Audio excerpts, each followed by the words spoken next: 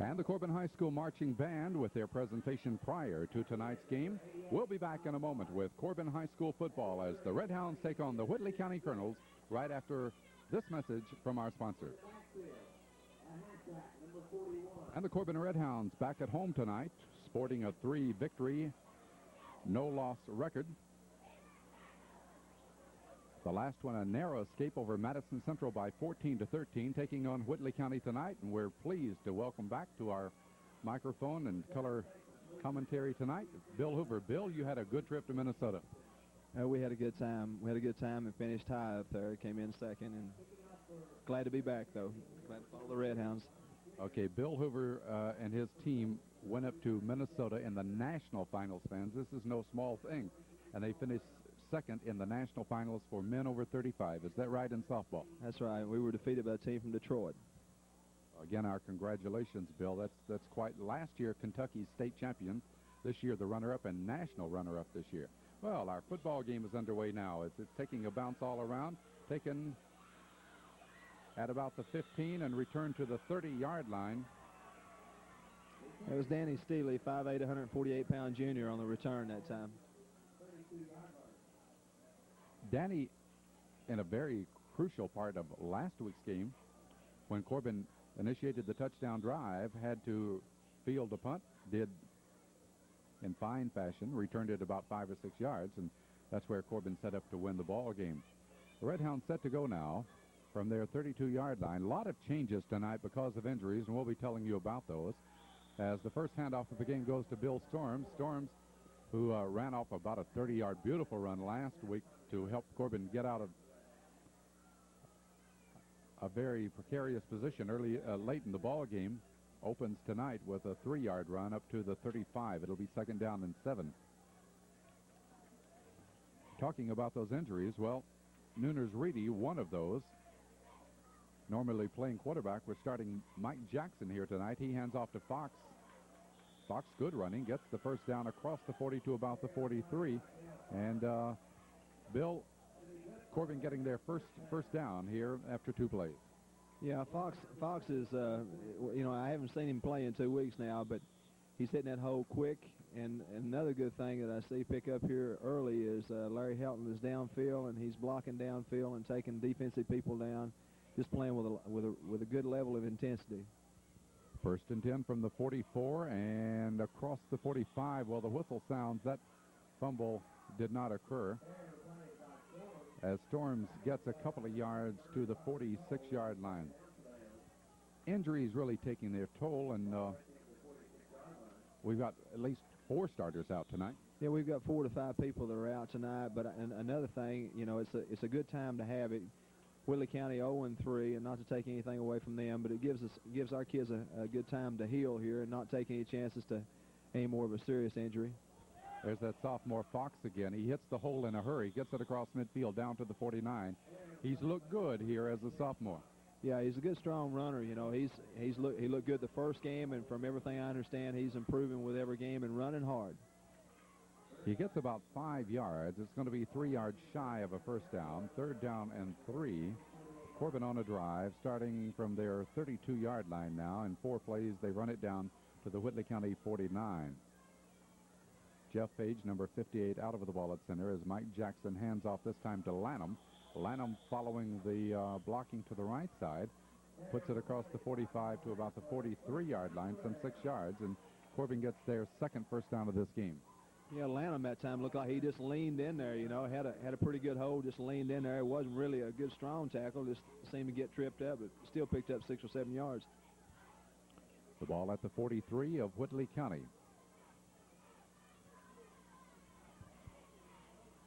This is Fox again. Fox bumping off people, drives for yardage across the 35 to about the 34, gets some 9 yards, comes up about a yard shy of that first down. Dale Fox, one of these kids, when he comes to the ball game, he's worried to death all the time, about what he's going to do or how he's going to be able to do it and about what the opposition is. And whenever they give him the football, he's running for daylight. His eyes are wide open. He's running hard. Corbin will have it second down, a yard to go for the first down. The ball at the 34. Jackson gives Lanham. He has the first down as he takes it to about the 31. The Whitley County players jumping up in the air. Was there a fumble? No, it looked like to me that either we missed a block because number 77 was right in the hole at the time that the play developed there, and he went ahead and made a pretty good lick on Lanham. The ball just shy of the 30-yard line, about 4 yards by Lanham. It'll be Corbin's third first down of the game.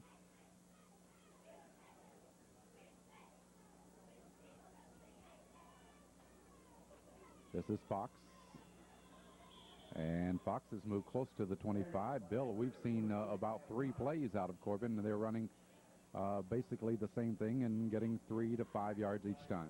Yeah, you just got some good quick openers there. You know, if the line play evidently is getting the job done, and Whitley County has got some pretty good people on the defensive line there. This number 77, the Hurst kid, is a kid that flirted with us for about a year and a half on transferring to Corbin here, and he was one who jumped up with a little enthusiasm last time when he made the tackle on Lanham.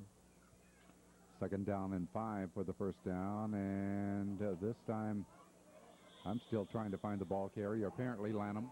No, we had a fumble on that. Ball popped out. Number 89, looks like B.G. Catron caught the ball in the air there and went ahead and continued to pick up a couple of yards for us. He does get it down to the 21-yard line. That's a 4-yard pickup. It'll be 3rd and 1. Mistakes plagued Corbin last week. 14-13 victory, but perhaps Corbin could have won with a little room to spare had they not made so many mistakes. Here, fortunate in the first run of the night. Jackson back to throw. Oh, he's got Hilton wide open. Hit him in the hands, but he had to turn. He had to turn back in the opposite direction, which he intended to be there. It was a good pass, but the ball hit him in the hands. But I think he just misplayed it on the turn. So Corbin goes to the air for the first time tonight, and pretty good time to go to the air, Bill. They had it 3rd and 1 and feel confident they can make it on 4th and 1. Well, you know, I'm impressed with Mike Jackson. Mike Jackson, I felt this way all summer and watching him play JV ball last year. I didn't have any problem there in my mind in case something happened to Reedy, and this time he gives it to Fox, and Fox picks up the first down.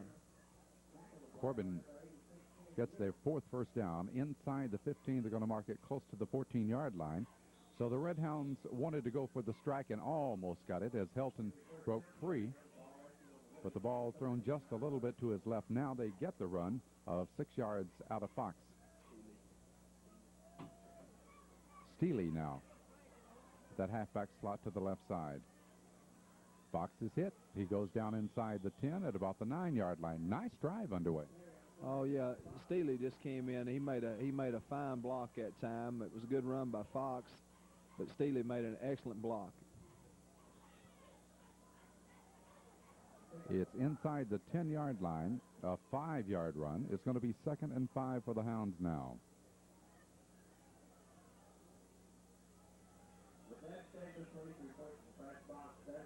Fox again off that left side as he continues to hammer in there, gets to about the 5-yard line. Just ball control. We're picking up big chunks of yards on every play. Well, that is 13 plays thus far on this drive, and that has eat up half of the time here in the opening period. We're down to the 6-minute mark right now as Corbin has it at the 5-yard line, 3rd and about a yard to go for the first down.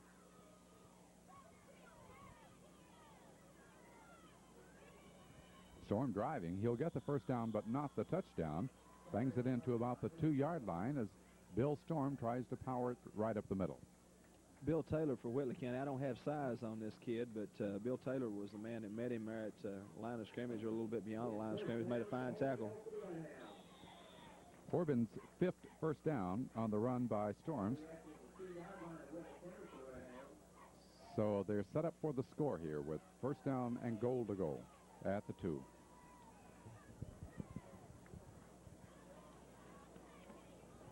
Lanham gets the call. I don't know if he got in, though.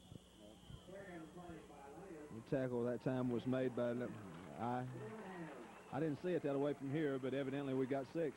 Well, if you call where the knee hit down, I don't think we got it. Apparently the ball was across that line, and Corbin gets a late call, but it's a touchdown as Lanham is credited with the score. That coming with 5 minutes and 26 seconds to go. We're in the opening period. Corbin has been a slow starting club thus far this year. Might attribute some of that to their youth and inexperience. The try for the point after Storm will kick. Storm boots it through there. And Corbin has taken an early lead in this ball game. And so we have a timeout here at Campbell Field. Timeout on the score is Corbin 7, Whitley County nothing. We'll be back in a moment.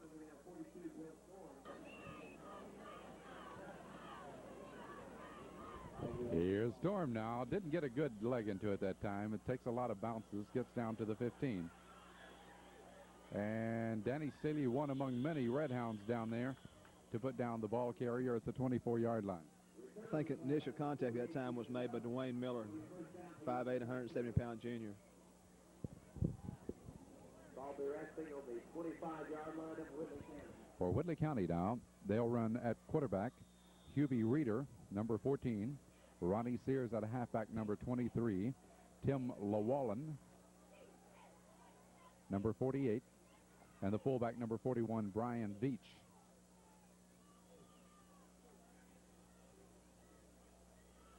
Well, hitting that corner with a lot of speed is Ronnie Sears, and Ronnie came within a step maybe of breaking it for a long one. Sears, and I can't remember the other kid's name last year for Whitley County. I thought the other kid last year that graduated was probably as good a back as we saw against the Redhounds all year. I never can remember his name, but Sears also been in that backfield. We've seen him for a couple of years. He made a good, strong run that time. Got him about 5 yards as it is up to the 30-yard line. 2nd and 5 for Whitley County.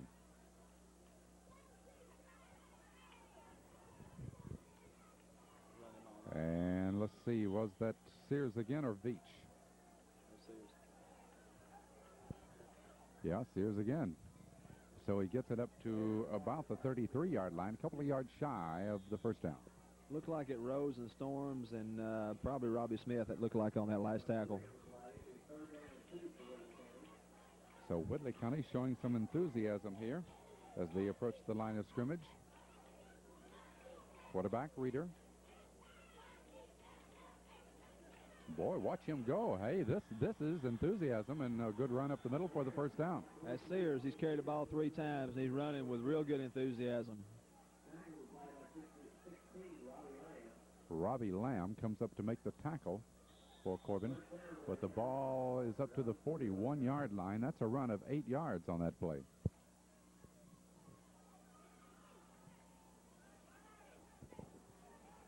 Well, he gets a good run at it. See how deep he is in that backfield at that tailback slot. There he goes again, just pow right straight ahead, but now he's hit hard. And when you're running at that speed and get hit like Storm got his shoulder right into him, you can go down in a hurry.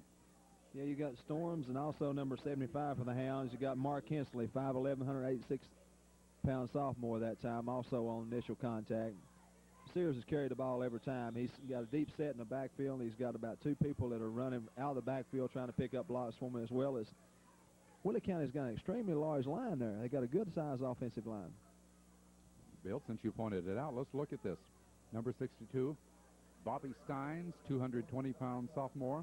Number 77, Tommy Hurst, 230-pound sophomore. Number 58, Matt Smith at center, 220-pound junior. So you pointed out that they have some big people. Number 79, George Bates, 6'4", 230 pounds. They've got some big ones up there. And with the running that we've seen out of Ronnie Sears, they can open holes. He can get to that hole. Let's see what they do now on 2nd down and 9.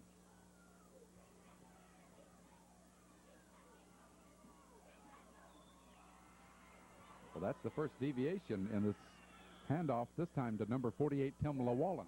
Yeah, we're making tackles, though, 5 and 6 yards deep into the past our line of scrimmage. It was a fine job that time. That's the first time Sears hadn't carried the ball, but, our tackles are being made by linebackers and secondary people right now. Whitley County eating them up thus far. That was a 6-yard run. It's going to be 3rd down, 3 for the first down. So the Colonels coming into this game as a heavy underdog, but they're not letting that affect them thus far in this ball game, as their offensive weapon has been able to move it forward. Let's see what they do on the 3rd down play. Looks like a busted play that time, or was it? It's right at midfield. It looks like it's going to be short of a first down. No flag is down, so apparently the quarterback reader got it quickly and went around that end. Yeah, you've got Nick Creech and Lacefield that made the initial contact on that side, made a fine tackle over there. I guess that's probably we've held them less yardage on that play than any plays they've had at this point. Well, they come up a yard shy, so Whitley County will be in punt formation with Ronnie Sears. Number 23 and deep for Corbin, just getting back now. Normally, Nooners Reedy is there. But now B.J. Catron calling for a fair catch, and B.J. normally is not the deep man, and we're going to get it inside our 5-yard line. B.J.'s got sure hands, and that time, you know, it was a high punt. It looked like, you know, he had a little trouble picking it up there, and he was kind of worried a little bit. It appeared that the lights may have given him some problem on that. Pardon me, it's not the 5, it's inside the 10-yard line, so at about the 9. Whitley County on what amounts to a 41-yard kick. And Corbin gets it back at their own 9. So the sophomore, Mike Jackson, number 5, operating at quarterback. And just trying to power their way again, same as we saw on that first drive. I'm trying to pick up a carrier that time. Fox again, he carries. Picks up, looks like 4 to 5 yards. So he gets 4 is what he's credited with to the 13-yard line. It's going to be 2nd down and 6 for the first down. Corbin leading 7-0. We're in the first period of this game.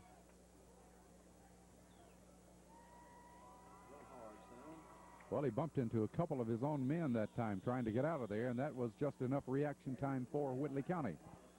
Yeah, it just didn't look like he could get it going, come around this side that time.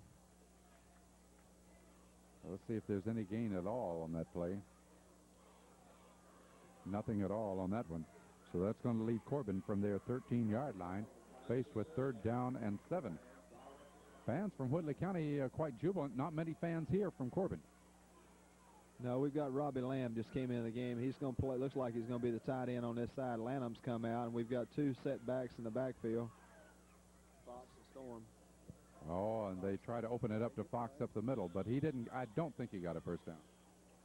I thought for a minute he had it. The hole opened up, and then it closed quick. One of the reasons why our number's down, Corbin a heavy favorite. Another is tonight, I think that a lot of our people may be over watching Middlesboro and Somerset. Yeah, I'm a little surprised. Season ticket holders, you know, I expected a lot more of them to show up tonight, but it looks like that we've got a lot of no-shows. So the ball is up to the 18-yard line. And the quarter comes to an end as Corbin will have a 4th down situation coming up. So we have a timeout now here from Campbell Field. Timeout on the score. Corbin 7, Whitley County nothing. We'll be back with the second period in just a moment.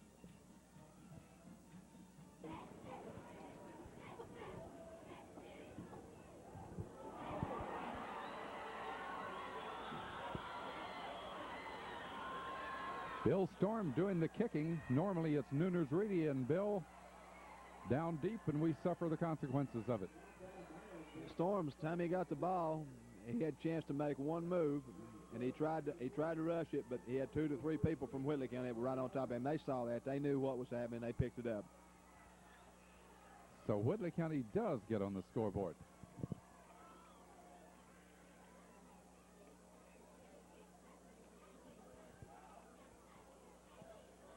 And so Corbin will have to kick after that safety blocked it out of the end zone. Corbin will have a free kick from their own 20-yard line. So the Whitley County Colonels, as we remember 2 games ago, the Knox Central Panthers tested Corbin in the first half, and that's what the Colonels are doing to Corbin here. Well, Corbin has appeared, you know, to start slow in every game that they played up to this point. You know, they don't really get that intensity, enthusiasm going to the second half. At that time, it looked like we had a letdown on the line of scrimmage. It didn't appear that anybody picked anybody up. We had 3 or 4 people that were right on top of Bill Storms. Again, a lot of adversity because of the injury situation. And Corbin has several people not playing tonight because of that. And that's the first time that Bill has had a chance to try the punt this year. Now, as far as his kicking for the point after or field goal kicking, Storm has a good leg. His kickoffs are good. Usually he can put it deep.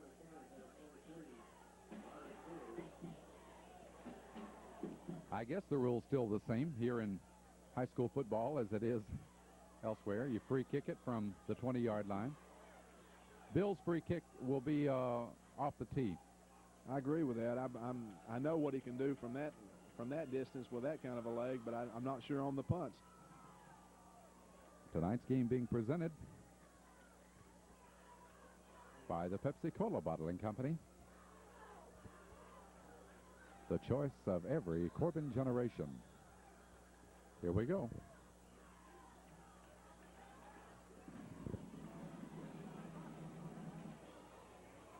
"32-yard line taken by Sears. Sears looking.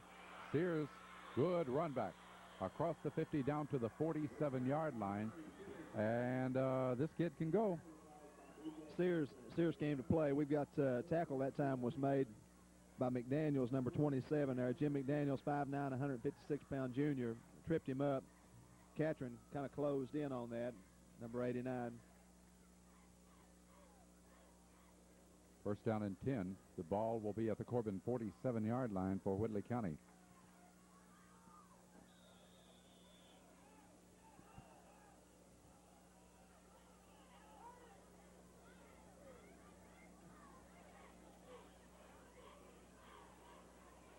Watch him try to hit into the line of scrimmage with a lot of speed, but that time Corbin stacked up in that hole and stopped him after a couple of yards.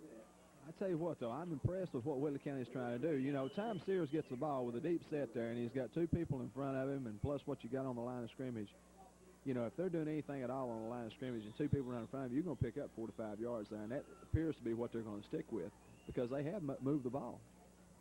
Turning out to be a little bit better ball game, I think, than some people had anticipated, as Whitley County has it at the Corbin 45, 2nd and 8. Now they show us a variation in their offense for the first time tonight as Veach comes wide left. Well, penalty markers go down. I don't think they handled their play as cleanly as they want. Reeder just goes up the middle. Well, he thought he was going to go ahead and suck everybody in because they kept watching for Sears, the deep set back there. But we went ahead and read it pretty good, made a good play there, and penalties against them. Bill Hoover raised his eyebrow when I said choice of every Corbin generation, talking about Pepsi, but you know that's true. I just wish I'd thought of that 10 years ago. I'd made some money out of it. But Pepsi-Cola has been ingrained, I know, as a kid and growing up in our community, and you do too, that it is the choice. It has been, will always be. And it's a great drink, but one of the reasons I think we owe it to people like your family, Bill. Well, we appreciate that. It's worked well both ways. We appreciate it.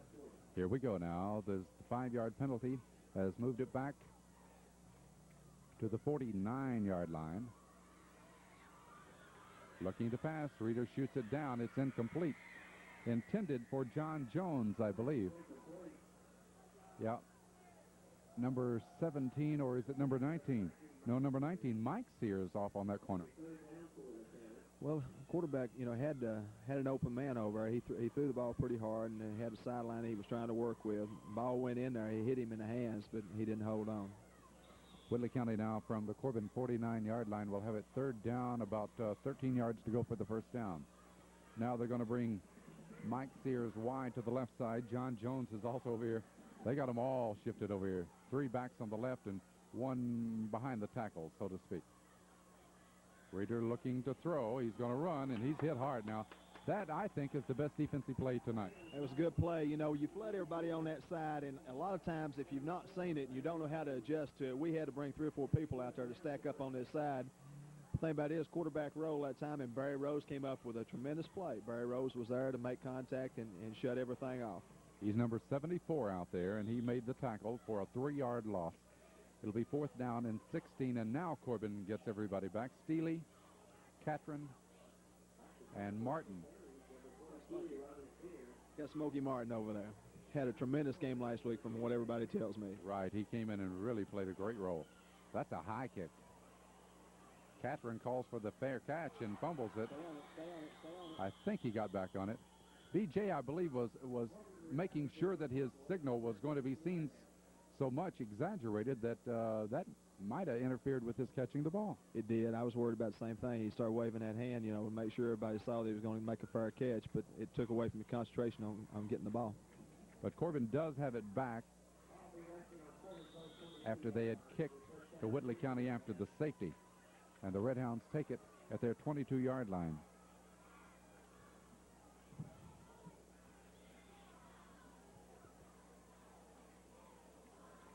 This is Fox.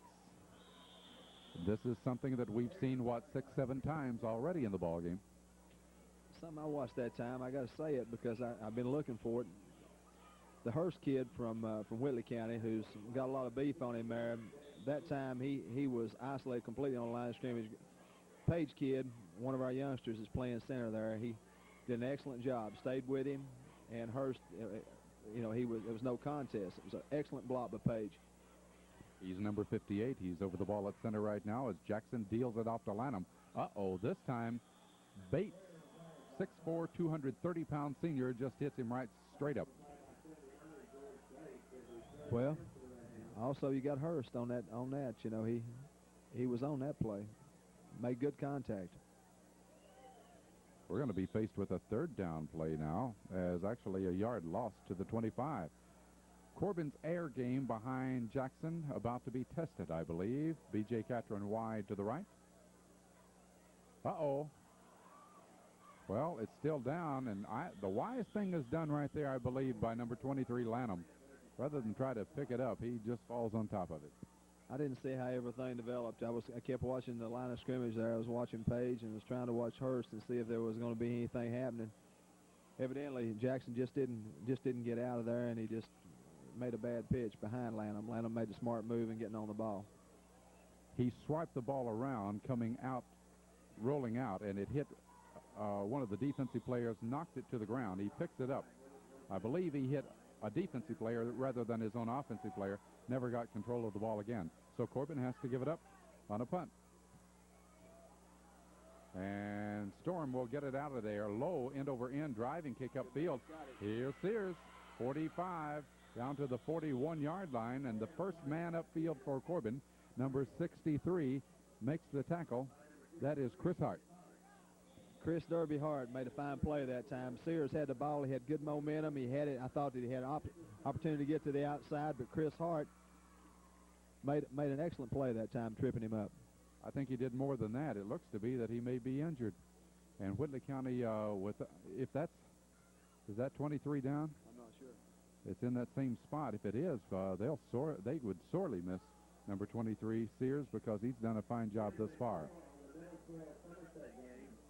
While we have a timeout here at Campbell Field for the injury, we're going to pause for these messages from our sponsors. Timeout for the score, Corbin 7, Whitley County 2. Sears getting up, appears to be all right, but he'll be taken out of the lineup right now as Whitley County has the ball at the Corbin 41.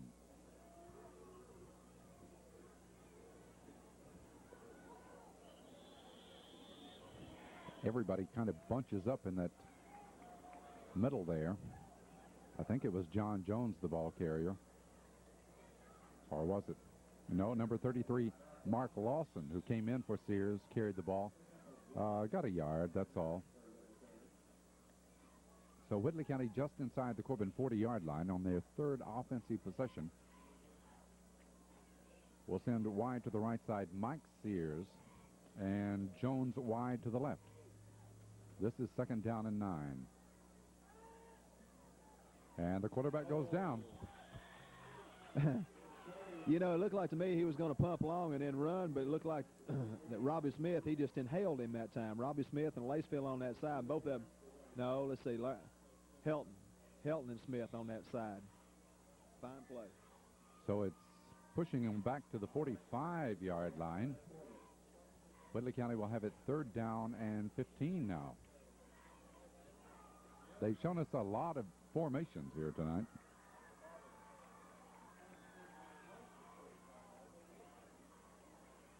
Ooh, well, that's Bobby Reeves. Was it Reeves? Reeves that time? Yes, it was. Excellent play. He met him before the ball got there. Good tackle by Bobby Reeves. So the defense gets things going a little bit. And now, this could change a little momentum in this game. Two real fine defensive plays, and now Whitley County has it 4th and 16.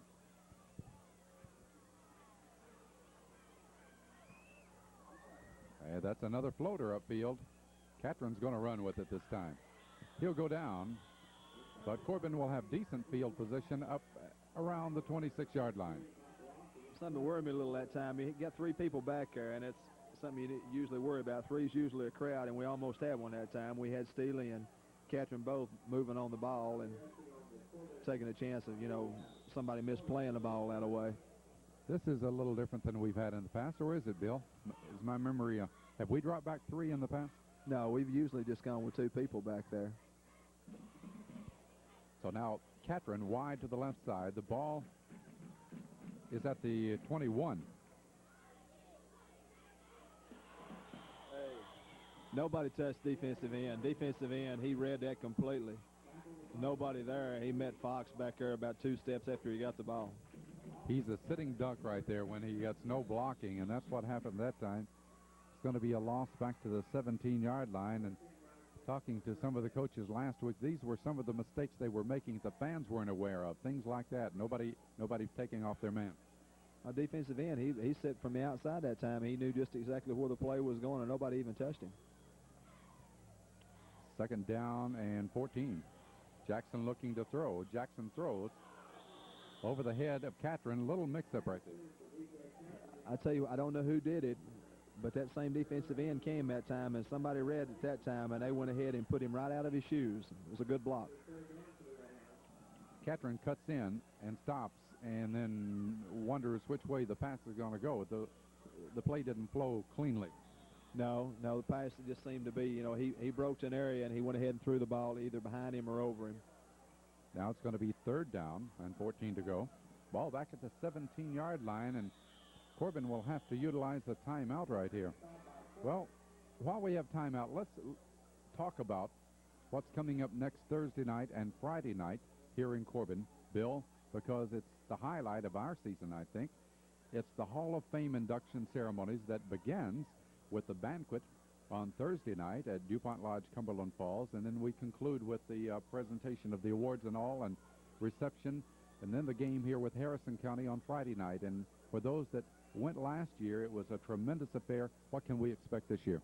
Well, it's going to be real hard to top what we did last year, and that was the induction of the 55 team, and there was a lot of people from the 55 football team that made it to the banquet last year along with the inductees, and then the previous year's inductees. They were all there. This year we were inducting the 1936 basketball team, which was a state championship, along with 5 inductees, either players or coaches, and we've got 1 honorary. And that'll all take place next Thursday evening at DuPont, where we have the banquet, and then we come back Friday. We've got the same format that we've had for the past 2 years. Before the Harrison County ball game, there'll be the ceremony at midfield here with the induction of the players in front of the fans. We'll have we have a reception at the middle school prior to the game Friday and after the game, as well as we've got homecoming festivities next Friday night against Harrison County. And we've got a strong Harrison County football team that's coming in here, not taking anything away from, the intent of what we're doing. But looks like we've got some good people that are going to be inducted this year, people that are a credit to our program, just as we've done in the past 2 years. Look forward to it. That was Fox that tried to run for his life and get a first down. Did a good job, got about 12 yards, but he needed 14. And Corbin will have to surrender the football as they got it up to the 28-yard line, and Bill Storm will be tested again. Surprisingly low score, 7-2. Bill, much better kick this time, has some height on it. No coverage. Right, no coverage other than Larry Helton. Boy, that was... We were looking for some red shirts downfield, got one, and that was enough. Well, we had 2 red shirts down there. Larry Helton was, didn't see him until after he made the reception of the punt, but we also had Page. Page was down there right after Helton made the contact. Looked like Storms actually outkicked his coverage that time, or we didn't have any. Well, Llewellyn took it and brought it back to the 41-yard line where Whitley County will have the football. Corbin scored on their opening series. 14 plays. The Red Hounds marked 68 yards, but that's been it.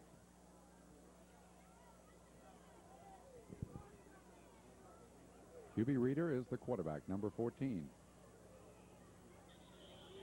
You see a lot of difference without Sears, who bangs into that line of scrimmage. That's kind of tiptoeing in there. Well, you know, there's another kid that Whitley County has missed this year, and nobody said a whole lot about that. It's the Tig kid who transferred from Whitley County over to Williamsburg. We watched him as an 8th grader. We saw him as an 8th grader. He was a backup quarterback, and he was as poised as an 8th grader as he was the last couple of years. And now I understand he has to sit out this year, and he'll be eligible at Williamsburg next year. It's going to be 2nd and 10. That's Llewellyn getting some good yardage off the right side up to the 45. Gets 4, but Whitley County will have it 3rd down coming up with 3 minutes to go in the first half. It'll be 3rd and 6. Well, Llewellyn ran through there with some authority that time. He was running hard as he hit the right side of that line. That Hall of Fame ceremonies at Cumberland Falls and prior to the game will tape record all that and show it back to you here on our playback on Sunday night on Channel 11. So if you can't make it to that, we recommend that you do go if you possibly can. But we'll show it to you if you can't. Llewellyn again. I'll tell you what, he's close to the first down. It's just where they mark it. It looked like he found something on that right side over there. You know, he's picked up about 10 yards on the last 2 carries. I think Larry Helton was the final one to get around him. But Whitley County does get the first down at the Corbin 48-yard line.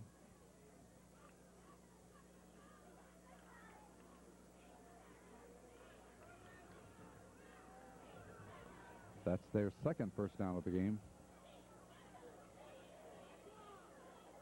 Llewellyn again.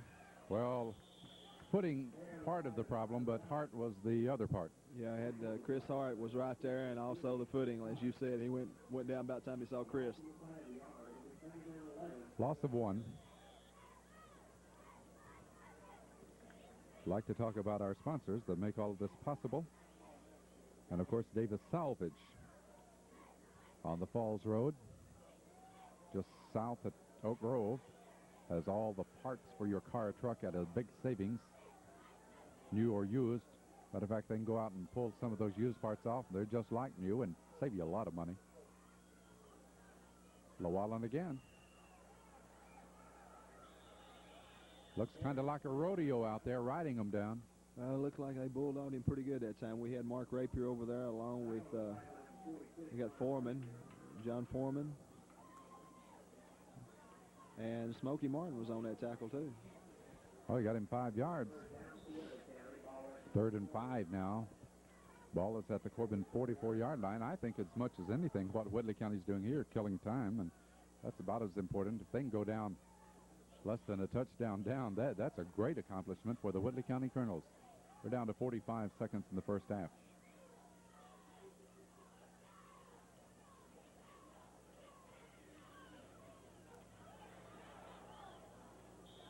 Reeder ends up with something out of all that. I tell you what, I'm a little upset about that. It appeared to be a late whistle that time. He was hit and went down, and the ball came out. I'm going to give credit where credit's due there. That really appeared to be a late whistle that time. I thought he was down before the ball came out. Of course, we've got it, and we're going our way, and that's great. We got 31 seconds here before the half. I saw it the same way you did, Bill. I thought that they still had the football. But now Corbin does get it. 40-yard line. Well, it only takes one play, as they proved last week, and that's what saved them from defeat, turned it into victory. Down to 19 seconds here from the 40. Jackson looking. Jackson heaves. It's a wounded pigeon. John Jones can't hold on with 10 seconds. It's too much concentration.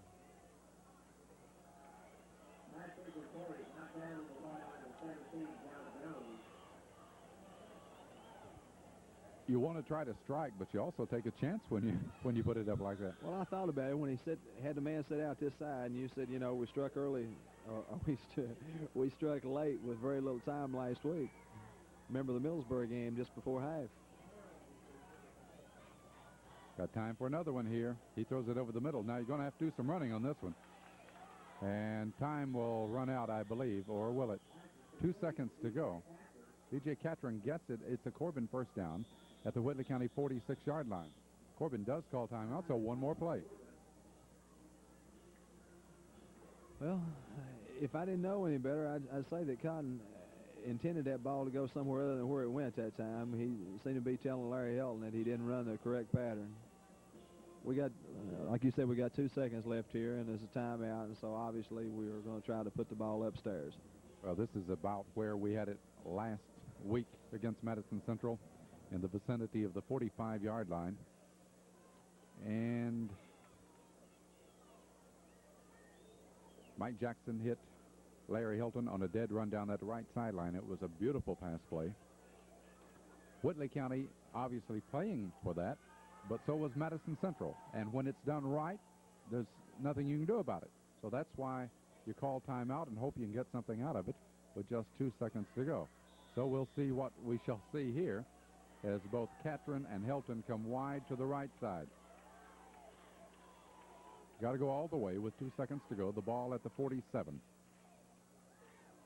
Same thing. No, he throws it over the middle. Well, threw it for Lamb. Lamb had 5 white shirts around it. Ball was in there. It went off of 2 or 3 hands that time, but, you know, like you said, there was plenty of coverage around, Robbie. So that's it. Whitley County surprisingly has held Corbin to a 7-2 score here at the end of the first half of this game as the Whitley County band. Well, the Corbin High School band back on the field here at halftime. They had the pregame show, and they're presenting another show here at halftime. Gives us an opportunity to talk about some of our fine sponsors. Among those, Charles Baker Furniture. By the way, I was out today with Charles, and we were talking about the mattresses that he has now called Lady Americana. And Charlie was telling me these are the best on the market. And it comes so highly recommended. Advertised in Ladies' Home Journals, Woman's Day, House and Garden, McCall's, Better Homes and Garden, House Beautiful. So to enjoy luxurious comfort and appreciate the superb support, look at those Lady Americana. Now, I'm going to do it, and I'll give you firsthand acknowledgement of just how good they are, because I intend to put those in my home. The heart of any mattress is its inner spring unit, and the Lady Americana proudly features the unique multi-elastic continuous wire inner spring unit with no sag. And I don't know that much about mattresses, but I do know that on these kind, the movement of one sleeper doesn't disturb the other. When they're firm on the outer edges, which you want also. And Charlie says he really recommends the Lady Americana. Now, one of the best things about them is they come in all sizes, and they're all truckload sale priced one-half price. That's right, every one of them one-half price at Charles Baker Furniture. Then we want to talk about Johnny Wheels, where 90 days the same as cash. One of our fine sponsors also, located on the Falls Highway. The finest in tires plus service for your car at Johnny Wheels. Marine Myers Ford Lincoln Mercury. Well, this is a great time of the year to buy on the closeout of the 84s. And, of course, if you'd rather wait, you'll also get a great deal on the 85s at Marine Myers Ford. Food Fair Supermarket, where they feature S&H green stamps and service all the way to your car. The First National Bank and Trust Company, Corbin's oldest and largest financial institution, happened to be a part of this telecast, as is Corbin Marine. With anything in the boating line, you know where to go. It's Corbin Marine, just behind the Forest Hills Bowling Alley. Then Curtis Mathis. What a store that is. At Curtis Mathis, they have the largest selection of tapes anywhere around here. That's right. The tape rental is just out of this world. You can go out there and rent a VCR overnight for $5, and they're going to get the satellites that are so popular. They're coming too at Curtis Mathis. Now, we also want to remind you that you can get a tape of this game and any game by just calling Curtis Mathis, and it will be commercial free. Ask for Mark. Call over there and said, reserve me tapes of the Corbin football games for the entire season, and they'll be available for you. so at a very reasonable cost, too. Curtis Mathis over behind the Trademark Shopping Center. Place I love to talk about is Mr. Gaddy's, one of our sponsors, where they have a daily buffet from 11 to 2, all you can eat for $2.99. And then on Monday and Tuesday evenings, they have the buffet from 5 till 8 and free delivery. That's right. If you haven't tried it and you're having a party or something and you don't have time to run out and get that pizza, just call Mr. Gaddy's and they'll deliver it for you. Corbin Materials, sand, gravel, angle iron, steel.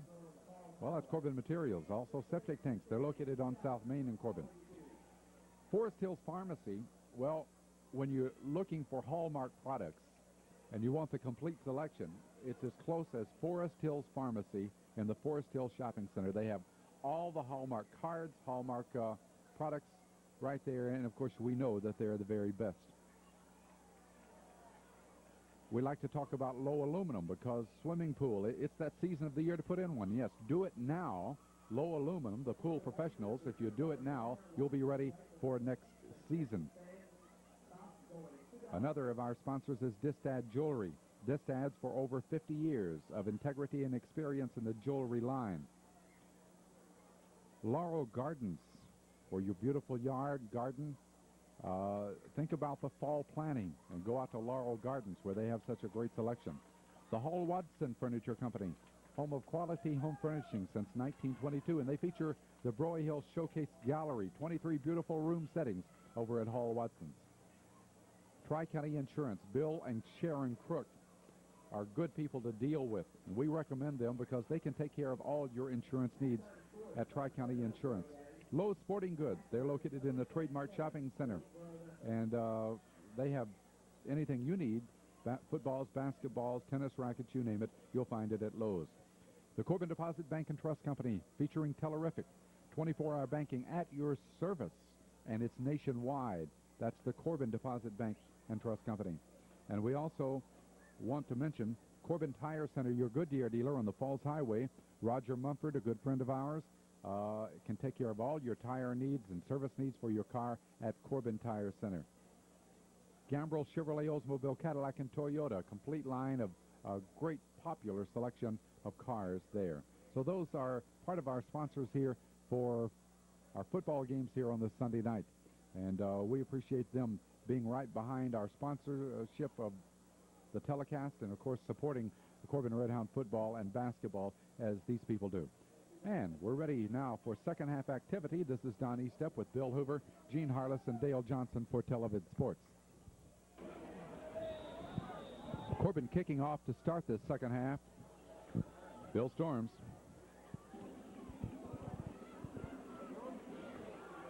Llewellyn takes it.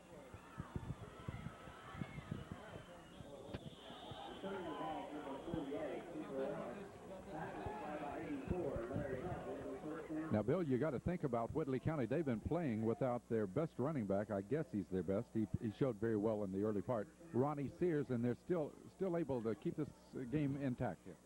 Yeah, 7-2 at halftime, and that's got to be a plus for them.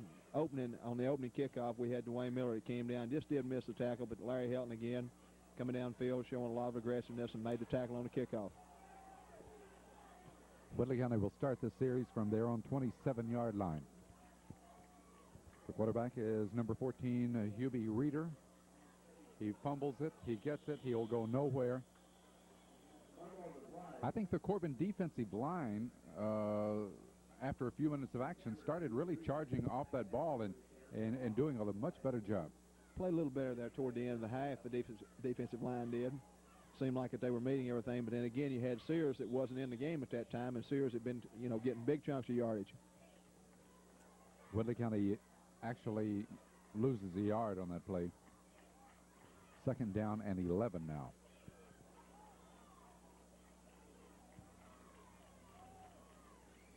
Llewellyn.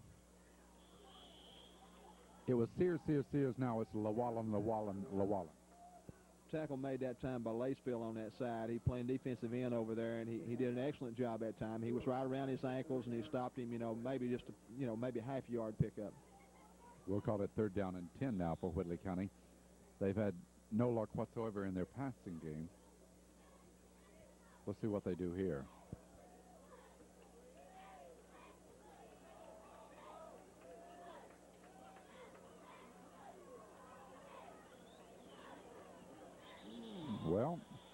Nothing at all there for him.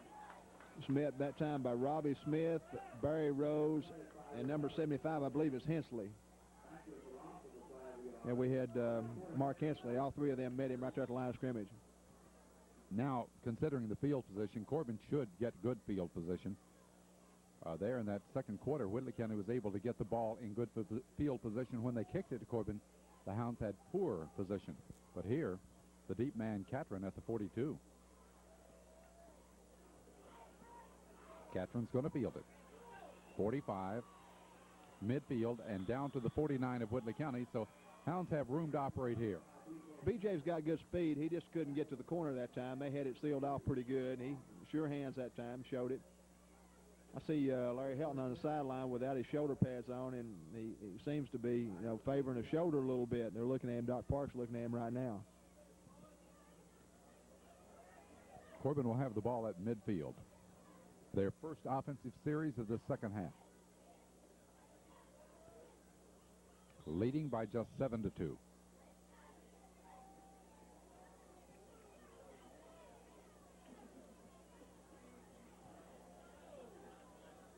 This is Fox. This is more of what we saw in the first half, that slashing run off that left side. It got pretty good yardage about every time. Gets 5 here. It was a good run that time by Fox. He had a good quick opener there, and once he got through there, he wasn't real sure which way he wanted to go. So it's going to be second down and 5. Corbin at the 45 of Whitley County. Here's Jackson. Oh. His arm had started forward according to the official, and that is what saved that one. He got hit. He got hit hard from the backside. He had no indication there was anybody there. Again, you got defensive end coming outside, and that's 2 times in a row we've seen nobody pick that defensive end up at all. He was untouched. And this game being brought to you by Johnny Wheels and the Corbin Deposit Bank, 2 of our participating sponsors, as we're in a struggle here. Corbin has it third down and 5. Jackson back to throw. Jackson, got the man across the middle. That's Fox. Fox taken down hard, but it's a Corbin first down. He wanted to change directions that time, but defensive man wasn't going to let him change anything. Fine reception, though, by Dale Fox. Good pass that time by Jackson. That is Corbin's 7th first down of the game, and that's a 17-yard pass play. The ball is at the 28 of Whitley County. Fox coming flanker wide to the right. Storm, Lanham in the backfield. It's going to be Storm, quick opener up the middle. Watch him run. Storm gets near another Corbin first down as he crosses the 20-yard line. That's what we got to do. That time, Storms, you give the ball to Storms on a quick opener that time, and whenever he made the opener, he didn't try to diversify anything. He went ahead and continued to go straight on that time, and he ran over a couple of people doing that. That's going to work for us. The officials are looking across to see whether or not it's a first down. One thing about it, when you get field position, and in a way, it's my opinion that field position is about as important as anything in football. When you get out there to where you can diversify your attack, then that makes the defense vulnerable to different things. And here we do the pass, and then that opens up that run. Yeah, it was an excellent job on the pass play that time. Here was Jackson. He just got through taking a pretty good shot. He came right back and made a good completion there to Fox. And there, like you said, we've got a quick opener there in good field position. Corbin has the ball down to the 19-yard line. The officials say it is not enough for the first down. Down to the 8-minute mark of this third period.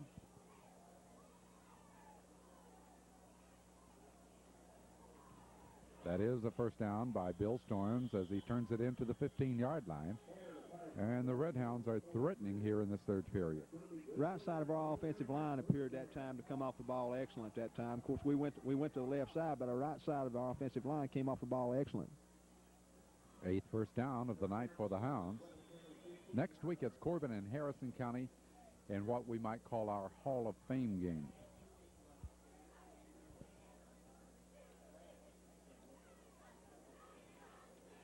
Lanham. Paul running kind of straight up and got it right in the midsection. Paul was running hard. He took a good shot, though. He was running hard, and it didn't appear to be anything in the direction where he was going. It actually looked like there might have been an opening a little bit to the inside, but it was probably designed to go where he went. The defensive man pops him right in the breadbasket. Takes him down at the 14-yard line. It's going to be 2nd down and 9 from the 14. Storm off that left side trying to cut the corner. Storm 10, 5, touchdown. Tell you what, now that shows you that Storm's got that excellent balance that time. He did not have the corner of the end zone that time, and a player for Whitley County came over and made good contact on him, but Storm went ahead and showed good balance and good strength and went on in for the touchdown. Excellent run. Now we're going to have the try for the point after, and it'll be Storm to do the kicking. Quite a challenge for that job. Not only Storm and Reedy kick, but Brian Metzger, a freshman, can boot that ball. Catron holding. The kick is up. A lot of height on it. Right between the uprights. I'm out with the score. Corbin 14, Whitley County 2. We'll be back with the kickoff in just a moment.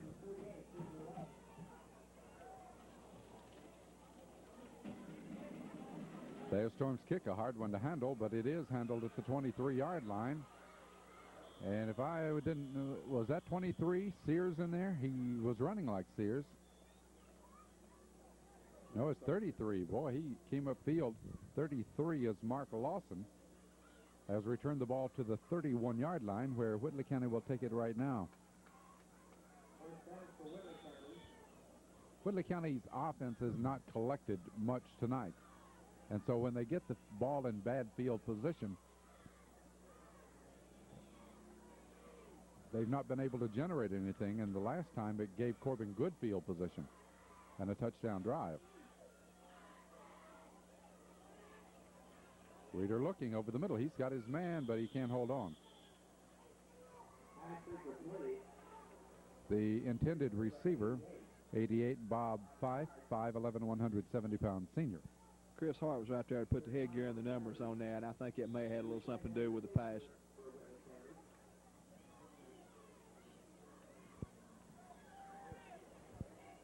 Whitley County will look at 2nd down and 10.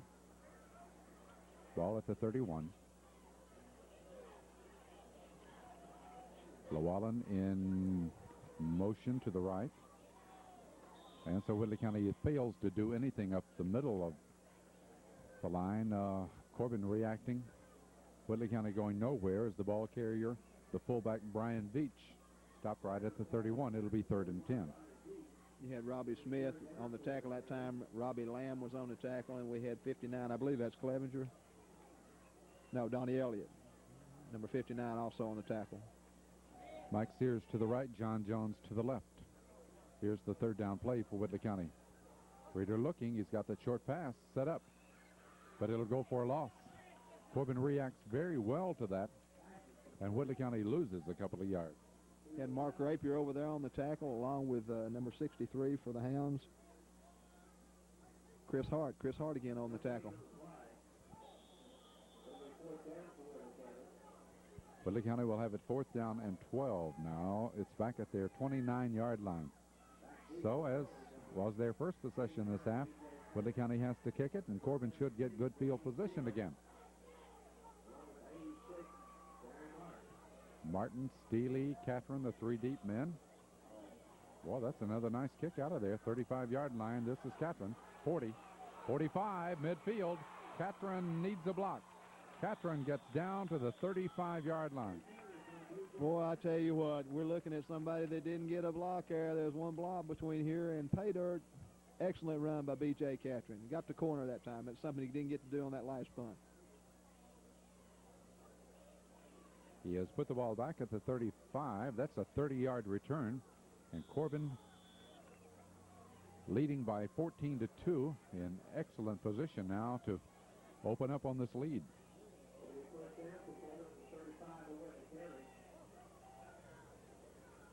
As they've started so many of these drives, that's Fox. Fox very little room, but he butts his way for 5. He found a hole that time. He just found a hole. That was a good run by Dale. 5 yards to the 30, 2nd and 5.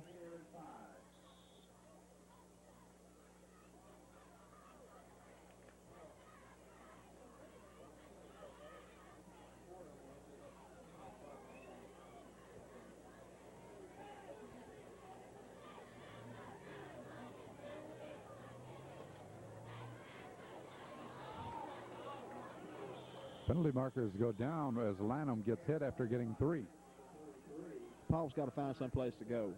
Paul's got to get that ball and just find some place to go because he's got excellent speed, excellent strength, and he can carry the mail. He's probably as quick as anybody on the team. He's got to have some place to go. He gets 3 yards to the 27. What the penalty markers are all about, the very moment that he was hit, 2 yellow flags went down.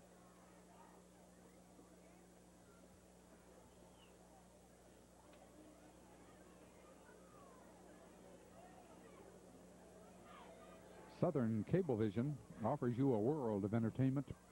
The movie channels all are available here now. And then, I don't know if you've signed up, I think it's a must if you have young children, the Disney Channel. Signed up this week personally, and I've really enjoyed it. Saw Patty Page singing last night. Not just kids programs, adult programs on there too. I love that channel, Disney Channel. Now available at Southern Cablevision.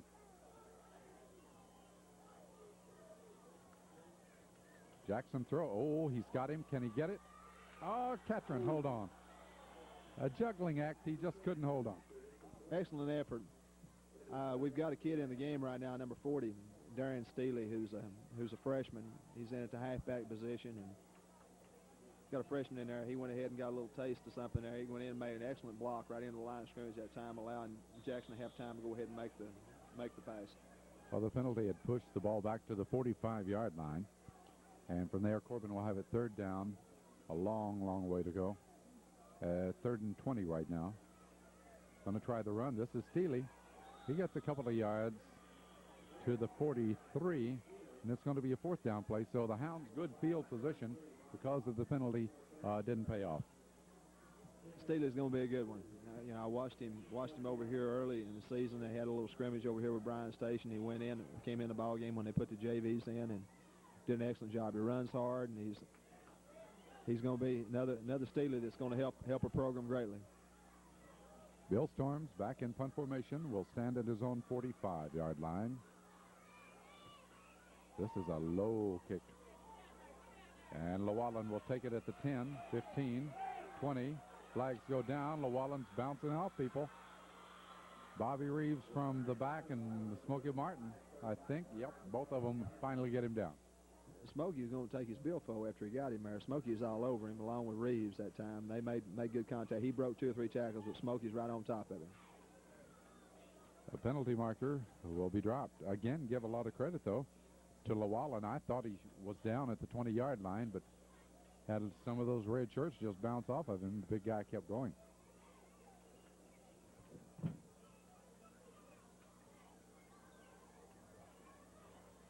See what the penalty is all about. Late in the 3rd quarter, it's still Somerset 7, Middlesboro. They keep announcing that Somerset Middlesboro score here on the PA system. Of course, there's probably a few of the fans from Corbin over in Somerset watching that game on this Friday night. Corbin next week will be at home to Harrison County. That's going to be a real ball game there, and it's the Hall of Fame induction ceremonies that will take place prior to the game. So we do hope you'll turn out for that. It's a big night in Corbin football. From the 5, Whitley County really backed up now. He struggles, Llewellyn does. Penalty marker dropped again. Gets a couple maybe to the 7. Nick Creech in there on part of the contact that time, as well as got Hensley also on the tackle along with Rapier.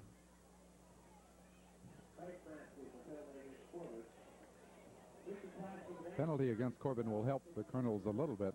2:45 to go. We're in the 3rd period. Corbin Marine been with us for many, many years on our telecast, located in the Forest Hill Shopping Center. Jerry Cassidy, all the Lynch boys, we say hi to them as they run a fine establishment at Corbin Marine. And, of course, Gambrel, Chevrolet, Oldsmobile, Cadillac, and Toyota in their new facilities there on US 25E. Whitley County got the break on the penalty of first down, and the quarterback, Reeder, pays a price as he tries to come around that left side. Had Barry Rose, Nick Creech on the bottom part of him, and then we had 2 or 3 people that met him up. The line of scrimmage, the 21. He got to the 22. A rather very subdued crowd here tonight. Whitley County brought a good crowd up here.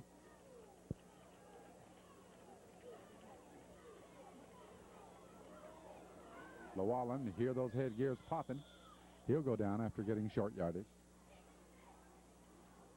Let's see what we got set up here. We've got a 3rd down situation for the Whitley County. He's slow getting up. Slow getting up. You know, he's been a workhorse since Sears has been out of there, and I think he's carried about 3 out of every 4 plays for them. I keep looking for Sears on the sideline over there, and I don't see him anywhere. Evidently, he's not going to come back in.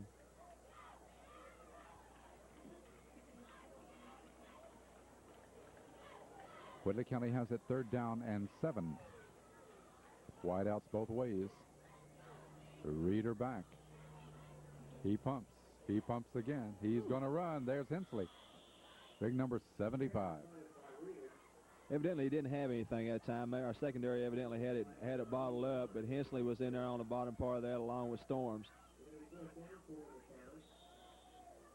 Whitley County will have 4th down. Say we're getting very good reaction to our telecast this year. We were happy to oblige the many requests and go back to Sunday nights. And I do appreciate people like Mike Pettigene at Southern Cablevision. He's been very cooperative. We like everybody pitching in. This, in a way, is a community effort.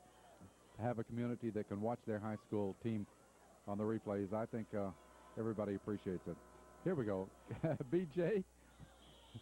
He looks like a windmill out there when he starts doing that fair catch. Now, he has good hands, fans. I believe, again, that caused him to fumble the football. Yeah, he wanted to make sure that the official saw that he was going to give the fair catch, and again, I think it broke his concentration.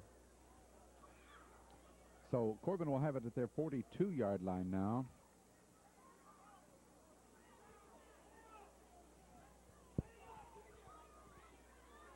Just 24 seconds to go in the 3rd period.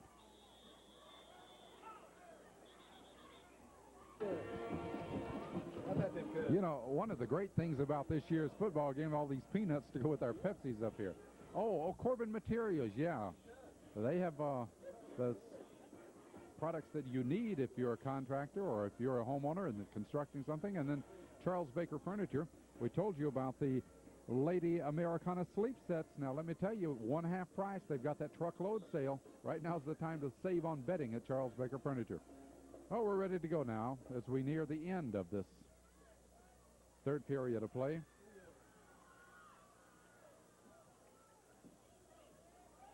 Bill Storms gets the call. Watch him run. Yep. Bill gets it across midfield down to the 49. Got about 10 yards out of that. Storms, he just had a quick opener there, and all he's going to do is just go ahead and run straight ahead. And anything gets his way, he's going to try to go ahead and run over it.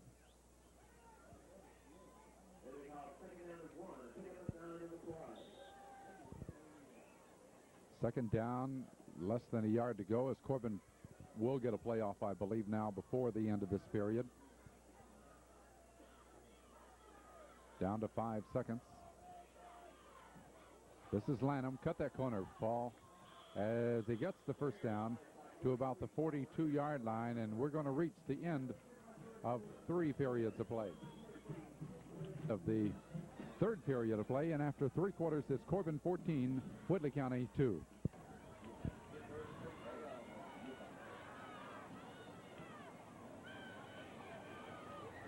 Storm again with that hard running as we start our 4th and final period of play, as Bill Storm has taken the ball down to the 37-yard line. Corbin with a slim 14-2 advantage. Got to give a lot of credit to Whitley County, but then you've got to recognize also the valuable people that Corbin does not have in their lineup tonight. Now we've got several kids. We got 5 or 6 kids that that start for us that are sitting this one out tonight, hoping to get ready for Harrison County. Here's the second down play. Jackson fires. Oh, is it intercepted? No. He went short. Had he gone long, B.J. Catron was all alone. Well, the ball went through Martin's hands there. Of course, I think it was behind him. It still went through his hands, and almost interception for Whitley County.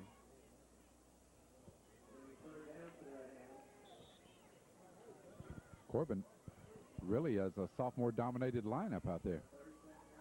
It's going to be third down, about 4 to go for the first down now. The ball is at the Whitley County 37. Storm, get back up. That's it. Flags go down. I believe he got the first down. Bill dipped in the backfield, was able to regain his momentum, get it going, but the penalty may wipe that one out. I'm looking at Storms. He's limping a little bit. I'm getting a little concerned. I got Helton over here on the sideline. We got Fox on the sideline. Storms out there limping a little bit, plus what we've already got out that's not in this game. That's a bad sign. You said we are loaded with sophomores on the field.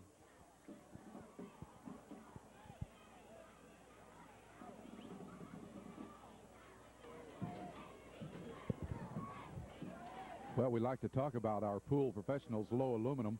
They not only can install that swimming pool for you, but they have all the pool chemicals that you'll need too. And then Corbin Tire Center, your Goodyear dealer on the Falls Road. Roger Mumford, fine guy to deal with. We highly recommend Roger. And of course, we highly recommend Pepsi Cola also. That goes without saying. The choice of every Corbin generation. Corbin suffers another penalty. Now, instead of third down and short, it's third down and 15 to go for the first down.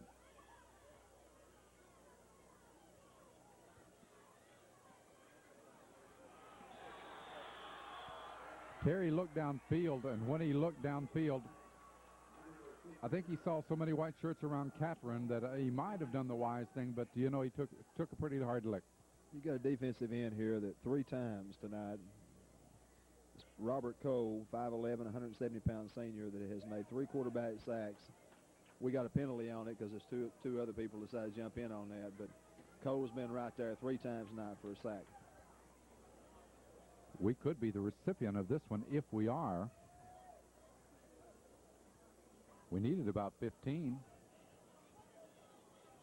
We get the down over, so third down and short, or possibly a first down. It's according to how big a steps they take. Wait a minute.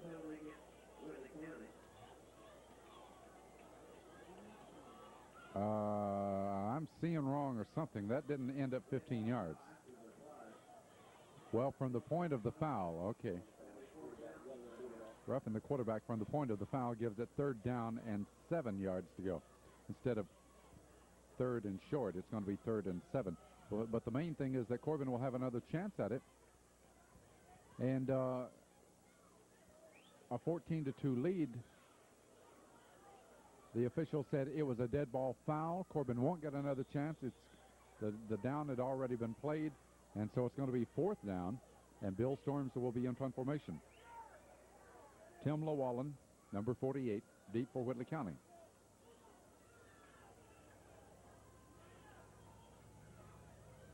Bill's kick out of there. It's headed for a sideline. Good one, out of bounds. Hounds will have good field position right here. Whitley County will have poor field position, as the Hounds defensively will have the good field position. We got it was a good punt by Bill Storms, but he's really limping along. He's showing it's either a bad ankle or a knee. It's a little tender because he's limping.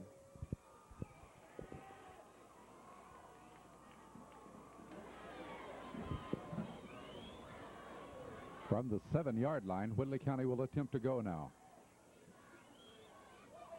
Llewellyn, he's taken a battering here tonight. Llewellyn tries to cut around the end. There's nothing there for him. And let's see who. Number 81, Jim Lacefield, 5'11", 160-pound sophomore, who scored that touchdown last week, was there to cut off the corner. Laceville's playing an excellent job. He's doing an excellent job at defensive end for the Hounds.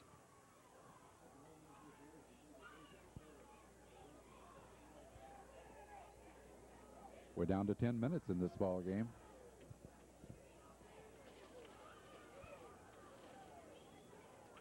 There's Llewellyn again. Punches it out to near the 9-yard line, and again he takes a lot of punishment. Laceville's on the bottom part of it, along with Robbie Smith and Chris Hart. All three of those people in on the tackle. Whitley County will have it 3rd down and 7 now. Again, we remind you of the Hall of Fame banquet on Thursday night, the reception on Friday night, the ceremonies here prior to the Corbin-Harrison County game on Friday night, and then the reception. Is it called a reception after the game also? Post-game reception, okay. Down at the middle school after the game. Well, Llewellyn won't get the first down as he carries all 3 times, and I guess Whitley County has to think that he's the safest thing they've got down deep. Laceville on the tackle again, along with Bobby Reeves. Bobby Reeves was in on that one too. Now the triple safety for Corbin is Martin, Catron, and Steely. Catron, the deep man. Right now, Reeder is in punt formation at his 2-yard line. Good time for a rush, but it didn't come. It's going to be a kick taken by Catron. Catron makes a good move. Catron down the sideline, 25-20, 10-5, touchdown. Showed great acceleration when he took it straight up into Whitley County. Had everything frozen, went ahead and broke it to the outside and showed good speed. Excellent run by BJ. When he caught the ball, Bill, he did a little jig step, and then that froze people, and he knew where he was going then. Yeah, excellent run by BJ. So that gives Corbin a little bit of breathing room with 8:19 to go. And now the try for the point after. Bill Storms as Catron will hold. Will it make it? Nope. That's his first miss this year.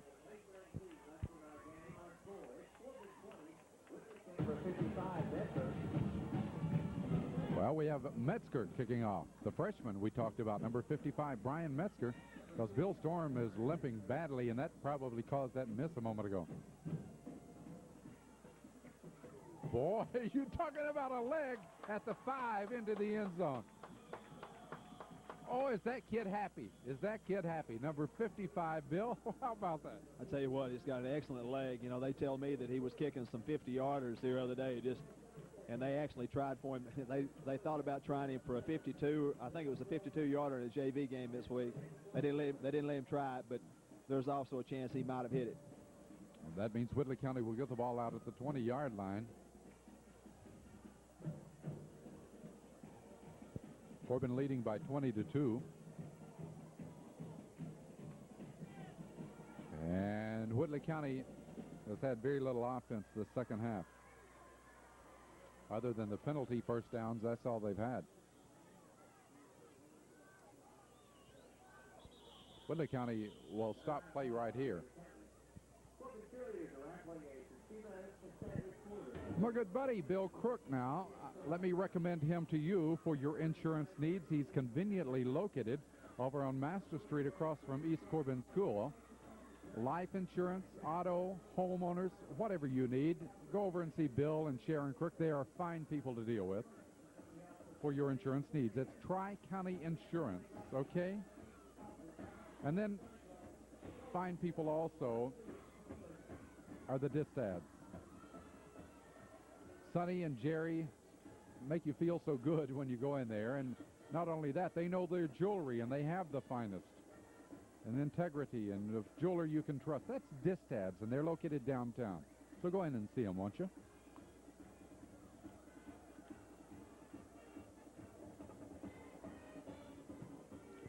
Eight minutes and 19 seconds to go, and here we go.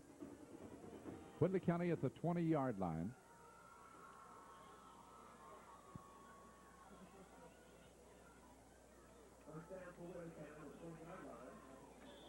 They dive it right into the middle, and I think that was Llewellyn again. Gee, how many carries does he have tonight? Well, Barry Rose was there to meet him. So a couple of yards or so, and that's about it. Rose did an excellent job that time getting rid of the man in front of him and still making the tackle, which was back to the other side of the field. Barry Rose got rid of his man and made the tackle on this side. 20-2 Corbin lead, 7:42 to go in the ball game.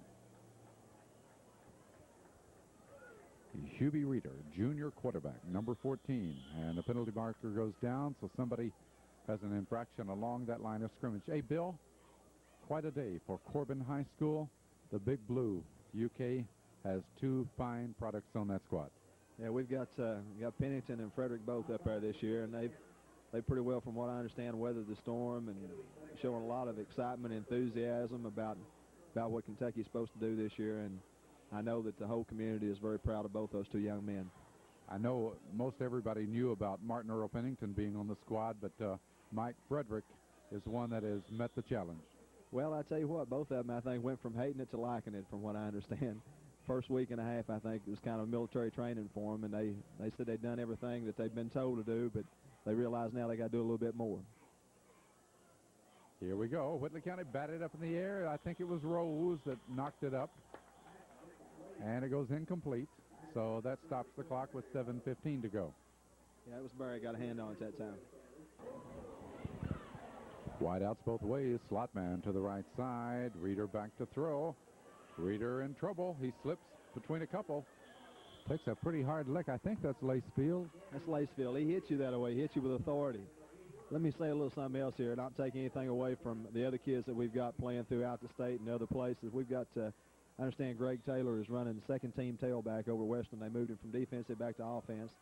They've got their opener tomorrow over at Western. And then we've got Tommy Greer, I think, is running second team defensive back for Western, as well as Sadler. We've got Sadler at Eastern, and we've got a whole flock of other kids that are scattered, you know, between here at Union and some even in training down at Cumberland, which doesn't even get underway till next year. I'm glad you brought that up, because some of those names you just said brought goosebumps to us when they were on this field, and always thought that, for instance, Greg, such a great football player, I was hoping that someday he would be able to carry the ball, and this is the year, huh? Well, you know, Greg said after his first year over there as a defensive back, we asked him, you know, think there's a chance you're going to get moved back to offense. He said, boy, those offensive backs, he said, they really get punished by the defensive backs. But now I understand they were hurting for some offensive people, and they well know what Greg Taylor can do. And I understand Greg, he's getting to play as much as anybody from what I understand. He's going to, because second team tailback, you're going to play a bunch. Tommy Greer, of course, brilliant here. He was handicapped quite a bit here in high school days by injuries, but we know his ability too. Oh, yeah, he plays with a good level of intensity, and he's a little bit injury prone, but he's a good, strong kid, and he's coming along real well from what I understand. Here's the kick out of the, ooh, Lacefield almost got to that one. Okay, BJ, he tried it again. You know what? He might have gone again. He got him into the back of Hensley.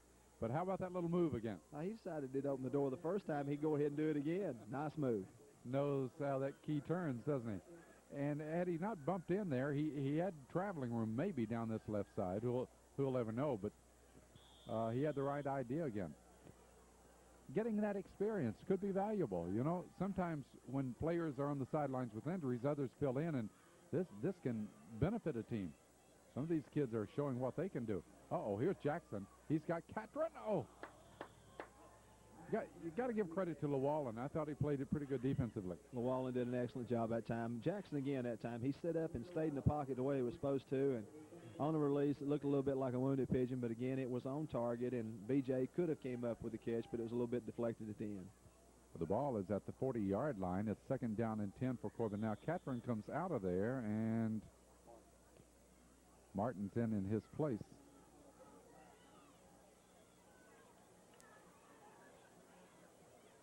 Here's the second down play. Wow, that's Burr. Burr needed to get by that one man, and he had some good running room, but he couldn't do it. Burr's got good speed. He made a good move to get to the outside there, but somebody had him in the grasp. Ends up getting about a yard, and it's going to be third down and long for Corbin.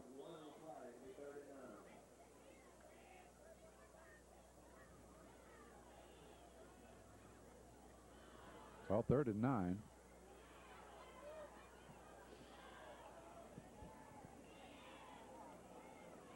Jackson cut that corner. Come on, Paul. Outrun him. Nope.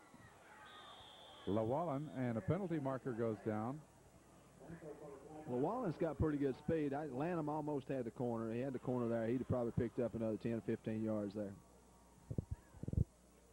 With 5:09 to go, we have a timeout on the field. Timeout on the score. Corbin 20, Whitley County 2. We'll be back in a moment. Down inside the 10-yard line. Corbin will have it 1st and goal to goal now. And so Whitley County doing such a fine job. And, Bill, that's what can happen, though. 2 major penalties there pushing it down. Yeah, I don't know just exactly what the last call was, but they've had two major penalties here that have given us a great opportunity for another score. And that's just things like that they don't need to do, because they played an excellent ball game here, 7-2 at halftime, and come back a second half, and they made, we made some big plays and played with a little bit more enthusiasm and took them out of their game. A reminder that videotapes of Corbin Red Hound football are available at Curtis Mathis, taken directly from our game tapes, commercial free. If you would like to receive the videotapes of Corbin Red Hound football for this 1984 season, call and ask for Mark at Curtis Mathis.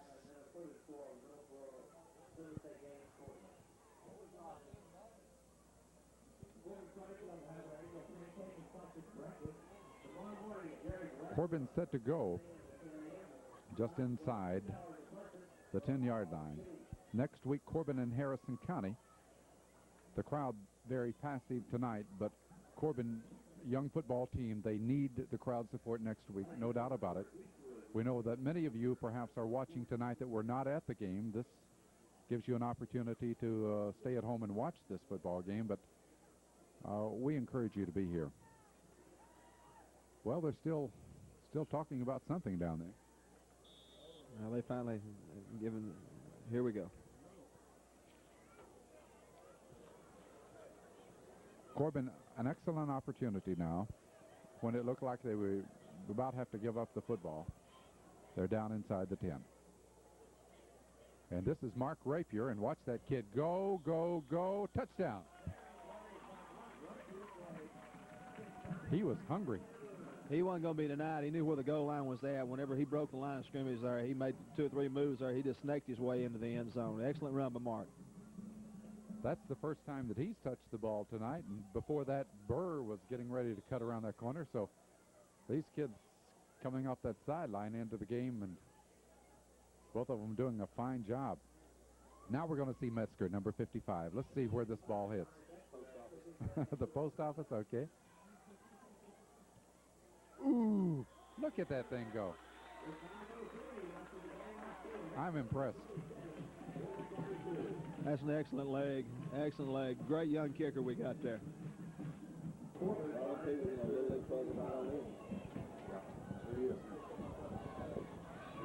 Well, the young man gets a chance for another kickoff. A moment ago, he put it down to the 5. It went into the end zone. Now he's kicked his extra point. Let's see. He's really pumped up now. Gets a lot of height. That is down to the 3. Whitley County will have to return it as Llewellyn looks up that sideline. And number 53 for Corbin. Bill, who is that? He makes a good tackle. Clevenger, I believe. 53, Paul Clevenger, 5'8", 151-pound senior.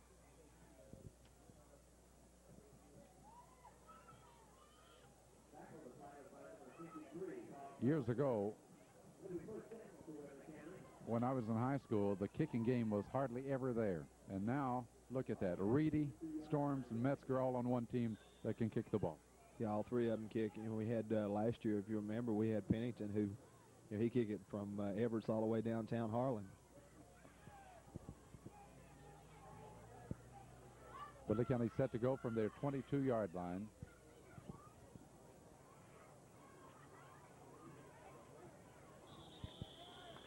And Llewellyn has been the offense. I have seen number 23, Sears, over on that sideline now. I see him right now. Has been walking around, but with a limp. Yeah, they've got, looks like he got his right knee bandaged up there, probably with an ice pack. With knees, you know, you hear it every time you turn around. There's somebody, you know, doing something to a knee, and to play the game of football, that's just, there's no question about it. Percentages are that, you know, before you get off the field, somewhere along the way, you're going to do something to that knee.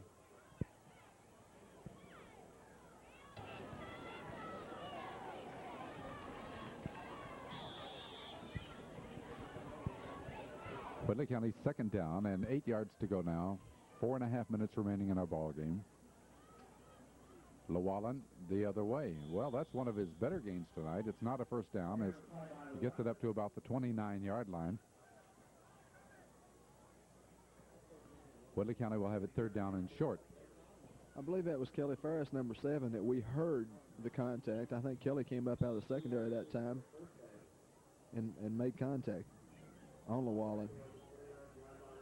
Well, a lot of potential. Coach Cotton Adams getting a lot of younger players into the lineup now, leading 27-2. Llewellyn will not get the first down. I see Clevenger's number 53. Let's see. Let's try to pick up some of them. Number 67, we've got Jeff Crook, 5'10", 197-pound sophomore. Let's see, we had Kyle Jones in there, number 15, who's coming out right now. Number 62. Oh, we got a lot of kids that we don't have on our sheet, huh? Well, that means they're getting some freshmen in there. When we get down into that, it's not on that sheet either. They're going for it, and, well, they got it a moment ago. Pardon me. I miscalled it. Steely on the tackle along with Elliott. Elliott also on the tackle on that side. Donnie Elliott, number 59.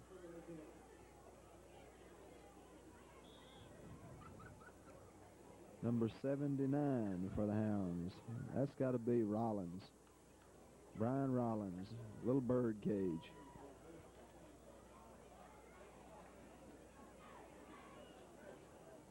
It's going to be second down and 6 for Whitley County.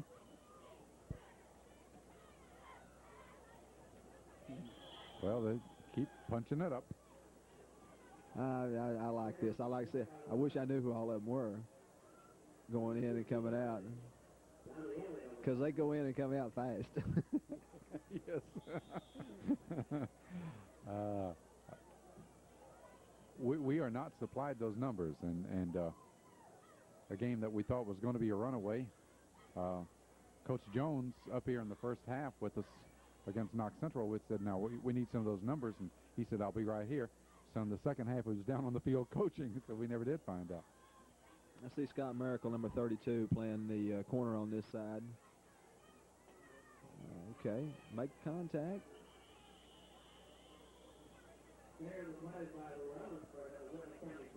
See, Steely was on that tackle, along with Kelly Ferris, and along with Danny Steely. Danny and Darren both. That's a brother combination over there. Both of them on the tackle. Well, that's got to be a good feeling. Yeah. Older brother played so well here.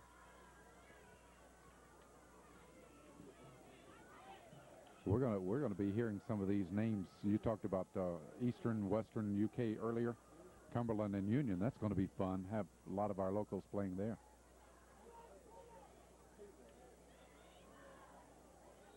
And we get Veach carrying the football this time, and more new ones. Okay, you got Jeff McDaniel back in the ball game. Miracle coming out, Ferris coming out, Kyle Jones coming out. I see Little Foley's going in the game, number 28. Got Darren Steely coming out, number 40.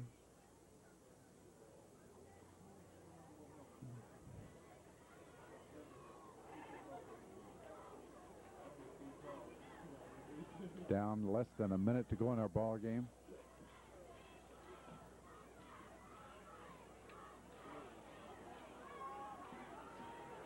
Come on. They've got him.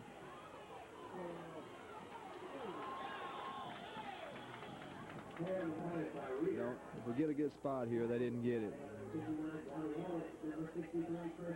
Well, they didn't show any timidity there. They came after him. Yeah, the young ones, they were racing over here to get some of that. Time down to 20 seconds now. Don, I understand they had 87 kids out at Union. 87 kids at Union. I understand they've got a bunch of kids at Cumberland already working out. They don't even play for a year. That's great. That is really tremendous. Come on. Uh-oh. Boom. And that's going to be the ball game. Well, a little razzle-dazzle here to end this football game tonight. Yeah, they stopped it right there, claiming his knee went down. Bill, I'm glad you're back. We missed you, and looking forward to next week. Okay, good to be back, Don. Thank you. Bill Hoover, Don Eastep, along with Gene Harless and Dale Johnson. We hope you've enjoyed it tonight. Corbin Red Hounds winning their 4th consecutive game of this 1984 season. And we invite you to join us next Sunday night for the Hall of Fame ceremonies and all that goes with that here at 8:30 on Channel 11 Southern Cable TV. So Televid Sports presenting Corbin Red Hound football here on Sunday nights on Southern Cablevision Channel 11. Until next Sunday night at 8:30, good night, everybody. Again, the final score, Corbin 27, Whitley County 2.